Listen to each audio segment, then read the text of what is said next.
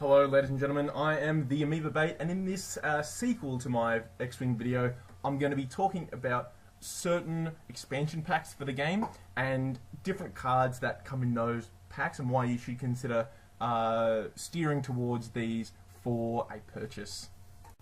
I'll try and keep this video succinct and get my point across as quickly as possible. So, without further ado, let's get straight into the first two I would recommend above all others, that being the X-Wing expansion and the TIE Fighter expansion. Now, if you watched my first video, thank you for one, and for two, you would have seen that I recommended getting two core sets. Now, what this gives you ship-wise is 2 X-Wings and 4 TIE Fighters. Now, in order to capitalize on this purchase, getting an additional X-Wing expansion pack and a TIE Fighter expansion pack, that will give you the complete set, I guess you could say, of the cards, but that's not taking into consideration the Rebel Transport pack, but I'm not going to talk about that. This purchase is especially important for TIE Fighter players, Imperial players who play a TIE Swarm, because it has the Howl Runner card, and he's really good for buffing units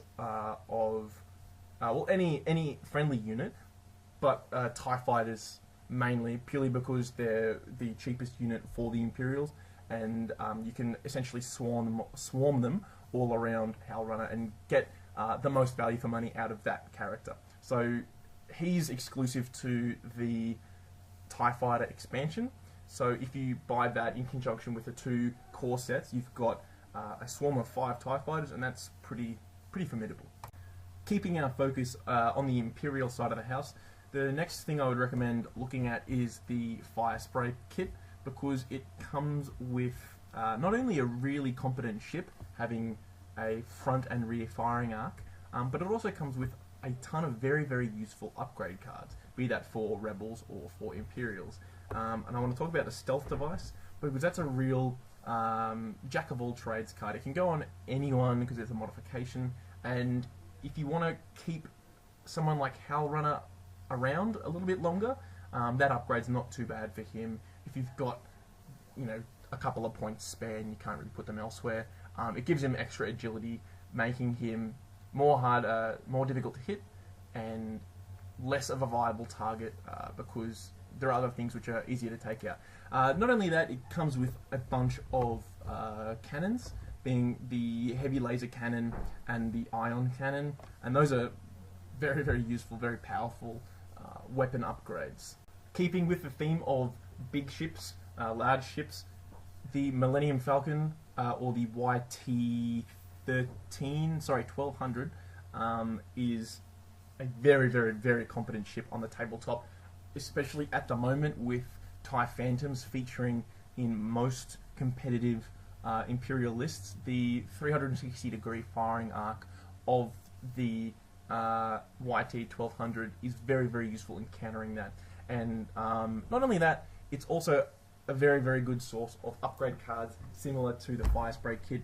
It has the engine upgrade card, which affords the purchasing ship the boost action, which can be very useful, especially if you don't really have too much maneuverability, say with your X-Wings or whatever. Whatever you're running, anyone can take it because it's a modification.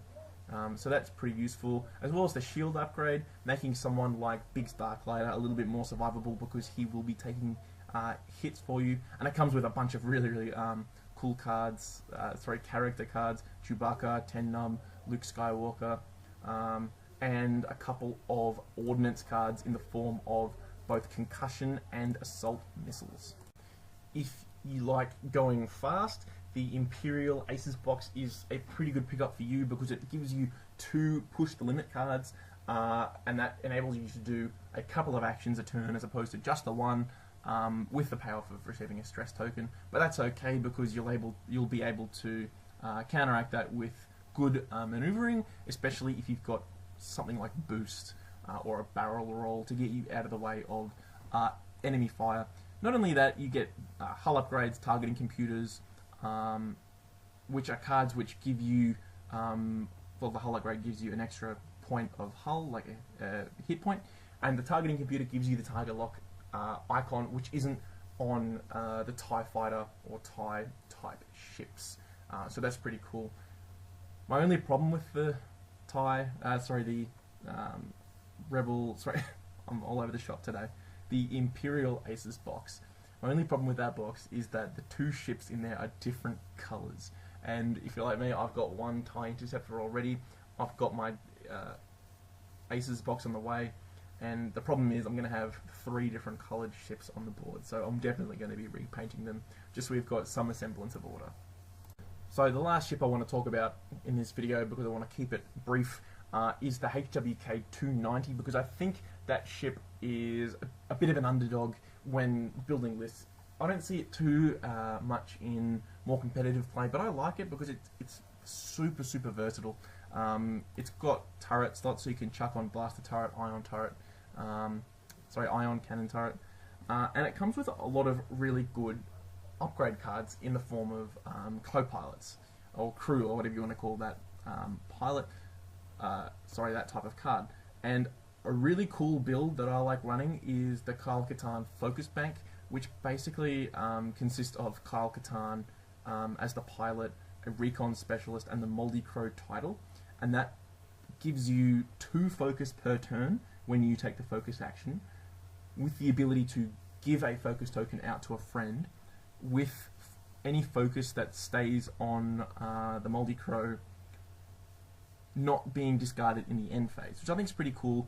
And if you want to put on something like a blaster turret, which requires focus to shoot, you're not going to really be too much out of pocket, I guess you could say, because you've got a huge stack of focus tokens on the board. So that's it for this video.